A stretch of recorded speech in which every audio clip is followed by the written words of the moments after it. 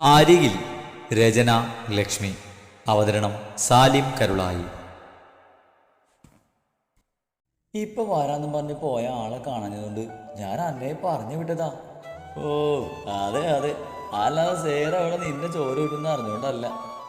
ജോയിച്ചായ വേണ്ടായേ, ഞാനൊന്നും പറഞ്ഞില്ലല്ലോ. അല്ലടാ, എന്നതായാലും ഇന്നത്തെ ചർച്ചാ വിഷയം അവളെ ഞാൻ കേട്ടണം, അത്ര തന്നെ. വളഞ്ഞ മൂക്ക് പിടിക്കാൻ വന്നതാ. വൈകാം താനൊന്ന് ശ്രദ്ധിക്കണം കേട്ടോ. അവളുടെ ഉള്ളിൽ തന്നെ പറ്റി ഒരു കരട് കയറിയിട്ടുണ്ട്. അത് നമ്മൾ ഒന്നിച്ചുള്ളപ്പോൾ അവൾ നോക്കുന്നതെന്ന് എനിക്ക് മനസ്സിലായതാണ്. എത്രയും വേഗം രണ്ടിനെയും പറഞ്ഞു വിടണം. ചുമ്മാ ആവശ്യമില്ലാത്തവരെ വള്ളി കയറി വരും. നാ കലരച്ച അന്നെ കുറിച്ച് പാചകം വെച്ചോ. മയത്തുള്ളിക്ക് പച്ച മയോ? അയ്യേ പച്ചയോ? മയത്തുള്ളി ഓരഞ്ചല്ലേ? അല്ല ദേ ഈ പച്ചയാ. ആകാശനീല കളറിൽ ചൂണ്ടി അന്ന പറഞ്ഞത് മാതിയും അതിലേക്ക് വിരൽ ചൂണ്ടി. ഇത് പച്ചയല്ല, ഓരഞ്ചാ. ആകാശത്തിന്റെ ഓരഞ്ച് അല്ലല്ല, പച്ച. കുറെ നേരമായാലും രണ്ടും കൂടി ചീവിട്ട് അലക്കുമ്പോൾ തുടങ്ങിയിട്ട് കലപില കലപില. ബാക്കി ഇത്തിരി സ്വയം തരുമോ? അന്നയും മാതിയും കളിച്ചുകൊണ്ടിരുന്നേക്ക് വന്ന് സേറ പറഞ്ഞു, ഞങ്ങള് കാച്ചുവാ. എന്നാ മിണ്ടാതെ നിന്ന് കളിച്ചോണം. പിള്ളേരായ അടങ്ങി ഒതുങ്ങി ഒരുന്നിട്ട് ഇരുന്നോണം. അല്ലാതെ ഇതുപോലെ തെണ്ടി തിരിഞ്ഞ് നടക്കുപോലെ വേണ്ടത്. എന്നാ പറ്റി മോളെ? ഈ സാധനങ്ങളുടെ അലപ്പ് കാരണം എനിക്ക് ഫോണൊന്ന് സമാധാനം നോക്കാൻ കൂടി പറ്റുന്നില്ല മമ്മി. വലുതെടുത്ത് വായിൽ കുത്തി കയറ്റാൻ വന്നതാ ഞാൻ. അതെങ്ങനാ? പിള്ളേരെ നന്നാവണമെങ്കിൽ അതുപോലെ വളർത്തണം. ഈ രണ്ടെണ്ണം നല്ല വിളഞ്ഞ വിത്തുകളാ. ഞങ്ങള് വിത്തല്ല, മനുഷ്യരാ. ഭയങ്കര വിത്ത്. ദേ കൊച്ചേ, നീ പറയുന്നത് എനിക്ക് മനസ്സിലാവുന്നില്ല എന്ന് കരുതി വലിഞ്ഞു കയറി വന്ന് താമസിച്ചിട്ട് എന്നോട് തറുതല പറഞ്ഞാലുണ്ടല്ലോ, ആ നാക്കിൽ ഞാൻ മുളക് തേക്കും. ഞാനാ മുളക് ഭയങ്കര കഞ്ഞി തേച്ചു. ഞാനും എന്തുപാടി പറഞ്ഞ് ഭയങ്കരിയോ? ആരടി ഭയങ്കരി? ഇവിടെ വരണ്ടു. വിളിക്കുവോ ഇനി? അങ്ങനെ വിളിക്കുവോന്ന് പറയുന്നതോടൊപ്പം തന്നെ ത്രേസ്യ അന്നയുടെയും മാതിയുടെയും കൈ രണ്ടും പിച്ചിയെടുത്തിരുന്നു. ആ നോവിനു വിധി വിധി. നോവട്ടെ, ഇനി തർക്കുത്തരം പറഞ്ഞ രണ്ടിനെയും തോലിരിഞ്ഞ് ഞാൻ അവിടെ ഉപ്പ് തേക്കും. പോക്കോ രണ്ടും. ആദ്യം അന്നയും നിറഞ്ഞ കണ്ണുകൾ കൊണ്ട് അവരെ ദേഷ്യത്തിൽ നോക്കി. നോക്കുന്ന നോട്ടം കണ്ടു രണ്ടിനെയും കണ്ണു കുത്തിപ്പിടിക്കുക വേണ്ടത്. നശൂലങ്ങൾ. മിണ്ടാതെ നിന്ന് കളിച്ചോണം, കേട്ടല്ലോ? വാ മോളെ. അവര് പോയത് മാതിയും അന്നയും മുഖത്തോട് മുഖം നോക്കി. ആദ്യം എന്നയുടെ കയ്യിൽ പിടിച്ചു.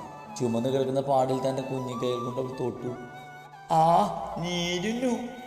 ആദ്യം കണ്ണു നിറച്ച് അവിടെ ചെറുതായി ഊതി. അന്നയും ആദ്യയുടെ ചുവന്ന പാടിൽ ചെറുതായി തലോടി. മുരിഞ്ഞ ഞാൻ ടോനിന്നെ ഞാൻ വെച്ച് പപ്പിയോടും രവിയോടും പറയാ. അവര് ഭയങ്കര ഇടിച്ച് പാപ്പരാക്കും. വേണ്ട, ആദ്യം നമുക്കൊരു പനി കൊക്കാം, എന്നിട്ട് പറയാം. എന്ത് പനിയാ കൊക്കുന്നേ? ഫോൺ ഒലിപ്പിച്ച് വെച്ചാലോ? ഞാൻ പപ്പച്ച് പനി കൊക്കുന്ന അങ്ങനെയാ. അത് വേണ്ട. ഇന്നലെ അമ്മ പനിയല്ലേ, ആ വെള്ളപ്പൊടി ഇരിക്കല്ലേന്ന്, അതിൽ ഉപ്പാന്ന്, അത് ഇട്ടാലോ? ആ അത് മായി, അതെത്തി ചായ ഇടാം.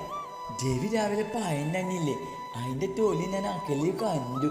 ആ എത്തി താഴെയിടാം. ആയി ചവിട്ടി തെന്നി വീണ് ആഞ്ചി പഞ്ഞ്. ഓച്ച്, ഞാൻ പോയി ആയും കാണാതെ ഉപ്പേറ്റിട്ട് വരാം. ഞാൻ പയത്തോലി കൊണ്ടുവരാം. രണ്ടുപേരും എടുക്കാൻ പോയ സാധനവുമായി കുറച്ചു കഴിഞ്ഞ് അവിടെ തന്നെ എത്തി. ആരും കാണാതെ ഒരു മൂലക്കായി നിന്നു. ഉപ്പ് നമ്മൾ എങ്ങനെ കൊക്കും? അമ്മ ചായ വെക്കുക, അക്കലി ആയിടാം. ആ മാരിനിറ്റ് നമ്മളാരും കാണണ്ട. മോളിക്കുട്ടി പതിവ് പോലെ സേറയ്ക്കും ത്രേസ്യക്കുള്ള ചായയുമായി അവിടെ മുറിയുടെ മുന്നിലെത്തി. വിളിച്ചിട്ട് കഥക് തുറക്കാത്തത് കൊണ്ട് അവൾക്ക് നന്നായി ദേഷ്യം വന്നു. സമയത്തിന് തിന്നാൻ കിട്ടിയില്ലേ രണ്ടും കൂടി നിലവിളി തുടങ്ങും. എന്നാ പിന്നെ കൊടുക്കാന്ന് വെച്ചാലോ? വേണ്ടതാണ്. ദേ രണ്ടിനുള്ള ചായ ടേബിളിൽ വെച്ചിട്ടുണ്ട്, വേണേ എടുത്ത് കുടിക്ക്. താഴ്ത്തെന്ന് പറഞ്ഞ് വന്നാലുണ്ടല്ലോ അപ്പോഴെന്റെ താനി സ്വഭാവം അറിയാൻ പോകുന്നത്. നീ അവിടെ വെച്ചിട്ട് പോവാൻ നോക്ക്, വേണേ എടുത്ത് കൊടുക്കും. നിന്നെ വൈകി അന്വേഷിക്കുന്നുണ്ട്. പിള്ളേർ രണ്ടിനെയും കാണുന്നില്ലെന്ന് പറഞ്ഞ് നടപ്പുണ്ടവിടെ. അത് ഇതിന്റെ ബാക്കിയാ.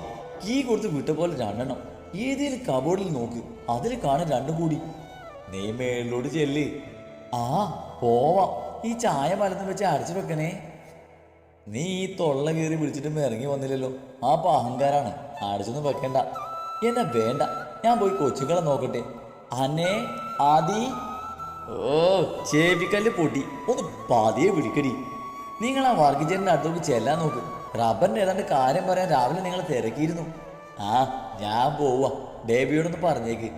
ആ അവര് രണ്ടും പോയതും അന്നയും മാതിയും പതിയെ ഒളിച്ചിട്ടുണ്ടെന്ന് പുറത്തേക്ക് വന്നു. എനിക്ക് നീരുന്നുണ്ട്. ഈ ഉപ്പെല്ലാം അങ്ങ് ഈറ്റാലോ? വേണ്ട, കുറച്ച് മതി. എനിക്ക് നീരുന്നുണ്ട്. വാ, അമ്മ ഇപ്പൊ വരും. അതിന് മുന്നേ പൊടി ചായ ഇടാം. ഞാൻ ആരെങ്കിലും വരുമെന്ന് നോക്കാം. അരിമൊലി ഇടുവോ? ആ.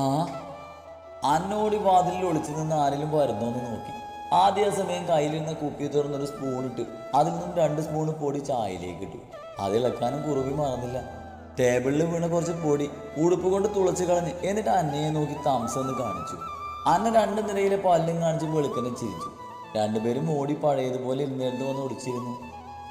ചായ കുച്ച ഭയങ്കര ഭംഗിയില്ലല്ലോ. ഞാനിപ്പോ വരാവേ. അനുകുറ്റി വിച്ചനെ. എവിടെ പോവാ? ഞാനും വരും. വേണ്ട, ഞാനിപ്പോ വരാം. പറയുന്നതിനോടൊപ്പം ആദ്യം അവിടെ നിന്ന് എണീറ്റ് നടന്നിരുന്നു. നേരെ ചെന്ന് നിന്നത് ത്രേസിയുടെ മുറിയുടെ മുന്നിലാണ്. ടേബിളിലിരിക്കുന്ന ചായ ഒന്ന് നോക്കി ചിരിച്ച് ആദ്യം ആ കഥകിലിട്ട് കൊട്ടാൻ തുടങ്ങി. ഇവിടെ ആരുമില്ലേ? വാതിലൊന്ന് തുരക്കാൻ. ഇത് വല്ലാത്ത കഷ്ടാണല്ലോ. എന്തുവാ കൊച്ചേ നിനക്ക്? വാതിൽ തുറന്ന് അവൾ ദേഷ്യത്തിൽ ചോദിച്ചു. നിങ്ങൾക്ക് ചായ വേണ്ടേ? ആദ്യ ചായ പൊഞ്ഞു വെച്ചിട്ട് എത്ര നേരായി? നീ എന്താ ഞങ്ങളെ ചായ കുടിപ്പിക്കാൻ ഇറങ്ങിയതാണോ? രവി പറഞ്ഞു ആയ ചായ കുടിച്ചില്ലെന്ന് നോക്കാൻ. ആയ ഞാനും വന്നേ. ചായ വേണ്ടി ഞാൻ രവിയോട് പറഞ്ഞാലോ? പറയുന്നതോടൊപ്പം ആദ്യം ഒരു ഗ്ലാസ് ചായ ടേബിളിൽ നിന്ന് എടുത്തു. ഡേവിഡ് നിന്നോട് പറഞ്ഞു.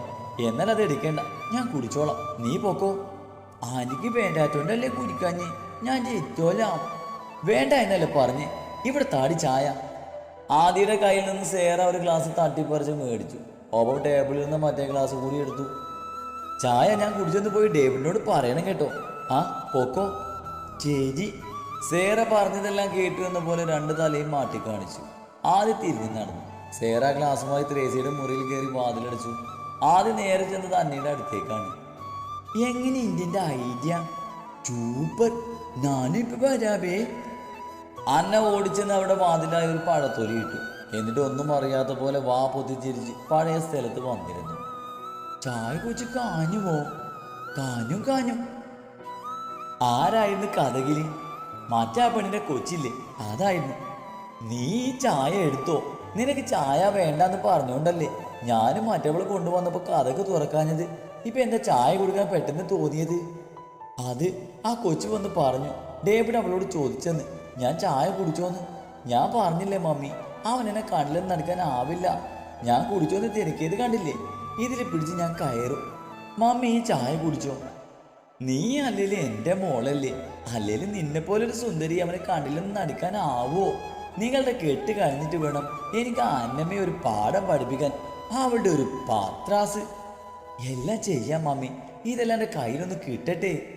പറയുന്നതോടൊപ്പം തന്നെ അവർ 2 പേരും ചായ കുടിക്കാൻ തുടങ്ങിയിരുന്നു. അയ്യേ, ഇതിനെന്താ ഒരു ചൊവ്വ? പാല് പിരിഞ്ഞതാവും.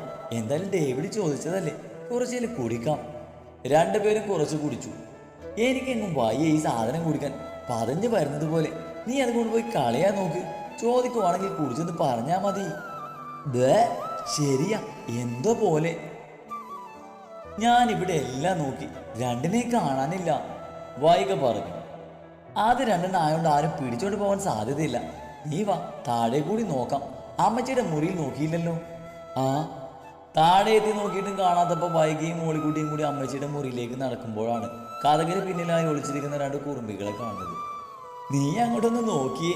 ഞാൻ പറഞ്ഞില്ലേ ഏതെങ്കിലും പൊതിൽ ഒളിച്ചിരിപ്പുണ്ടാവുന്നു. വാ, എന്താ ഒപ്പിച്ചെന്ന് നോക്കാം. അവര് ചെന്ന് 2 കുറുമ്പുകളെയും ചെവിക്ക് പിടിച്ചു.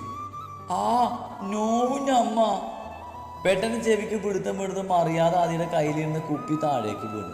മുറുക്കി അടച്ചിരുന്നത് കൊണ്ട് അതിലുണ്ടായിരുന്നത് താഴെ വീണില്ല. നിങ്ങൾ ഈ കുപ്പിയെടുത്ത് ഇവിടെ എന്ത് ചെയ്യുക? 2ന്റെ മുഖത്തുണ്ട്. ഏതാണ്ട് ഒപ്പിച്ചിട്ട് നിൽക്കുവാന്ന്. 2ഉം ഒന്നും മിണ്ടാതെ തല കുണിച്ച് നിന്നു. ചോദിച്ചത് കേട്ടില്ലേ? ഈ സോപ്പ് പൊടിയുടെ കുപ്പി കൊണ്ട് നിങ്ങൾക്ക് എന്താ പണിയെന്ന്? അപ്പൊ ഇത് ഉപ്പല്ലേ അമ്മേ? ഉപ്പോ? നിനക്കെന്തിനാ ആദ്യം ഉപ്പ്? സത്യം പറഞ്ഞു, 2 കൂടി എന്തിനാ ഇത് എടുത്തേ? ആദ്യം അന്നയുടെ മുഖത്തേക്ക് നോക്കി. അവിടെയും ഉപ്പ് സോപ്പ് പൊടിയായി എങ്ങനെ മാറിയെന്ന് ആലോചിച്ചിരിക്കുവാണ്. അമ്മേ, ഈ ചോപ്പ് പൊടി കാച്ചാൻ എന്തോ പറ്റും? നിഷ്കളങ്കത ആവശ്യത്തിന് വാരി വിതറി അന്ന ചോദിച്ചു. എന്റെ കർത്താവേ, നിങ്ങളിത് വാരി കടിച്ചോ പിള്ളേരെ? വാ ഇവിടെ, തുപ്പ് തുപ്പ്.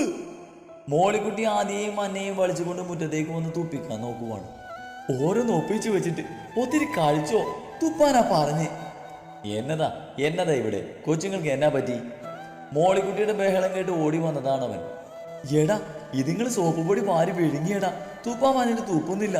നീ ആ വണ്ടി എടുക്ക്, നമുക്ക് ഹോസ്പിറ്റലിൽ കൊണ്ടുപോകാം. സോപ്പ് പൊടിയോ? ഇവർക്ക് ആരാ അതെടുത്ത് കൊടുത്തേ? എനിക്കറിയാൻ പാടില്ല, എന്റെ കൈയും കാലും വരച്ചിട്ട് പാടില്ല. നീ വണ്ടി എടുത്തിട്ട് പാടാ, ഈ ചായ വിളിക്ക്, എനിക്ക് ശരീരം തളരുന്നേ. പറയുന്നതോടൊപ്പം തന്നെ അവൾ വൈകിയുടെ തോളിലേക്ക് വീണിരുന്നു. അവളാണെങ്കിൽ പിള്ളേരെ നോക്കണോ മോളിക്കുട്ടിയെ താങ്ങണമെന്ന് അറിയാതെ നിന്നു. അയ്യോ ഇവൾക്ക് തന്നെ പറ്റിയേ? ഫോൺ എടുക്കാൻ മറന്നത് കൊണ്ട് അതെടുക്കാനായി തിരിച്ചു വന്നതാണ് അവൻ. വൈകിയുടെ തോളിൽ നിന്നും അവളെ പിടിച്ചവൻ എണീപ്പിച്ചു. ഈ ചായ എനിക്ക് വയ്യ. നിനക്ക് എന്നാ പറ്റിയേ? ദേവി എന്നതാടാ കാര്യം? പാപ്പേ അമ്മച്ചിക്ക് ശരീരം ടാലന്റാ, ഹോസ്പിറ്റലിൽ കൊണ്ടുപോ. എന്നെയാണോ?